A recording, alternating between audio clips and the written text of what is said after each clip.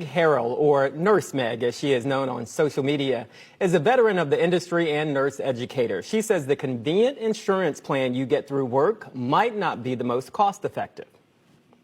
It is similar to shopping around for car insurance or home insurance or things like that. Thanks to the internet, we can essentially live the entire human experience online. So it's the same way. You really need to go out there, look for different providers, and compare the prices and the coverage that they provide. Yes, it's not always about money and how much is coming out of your wallet. Of course, you want to compare the prices and the plans, but you also want to customize it to your needs. So some people will need more coverage than others. If you are seeing the doctor often, or if you take a monthly prescription, you're going to need to customize that to find the plan that's specific for your needs. Now, when it comes to the best health care coverage, NurseMeg says there is a list of words to keep in mind. Yes, there are 7 terms that you need to know and understand before you're shopping around. And don't be intimidated. They're very simply explained. So number 1 is premium. A premium is the amount of money that you pay to the insurance for your monthly coverage or yearly coverage or quarterly. So this is how much comes out of your wallet each month to pay the insurance to sort of like be part of the club. It's your monthly dues.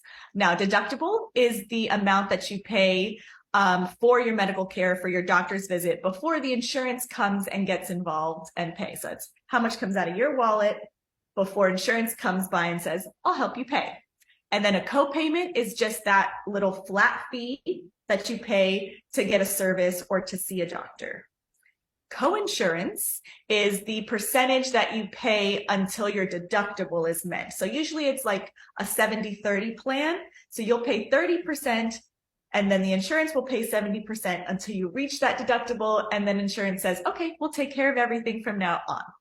And the out-of-pocket maximum is the max amount of money that you can pay for medical services in 1 year. So this combines your copay, it combines your deductible, your coinsurance, and there is that max that says, okay, that's enough. That's crazy. That's enough paying. Now insurance will pay.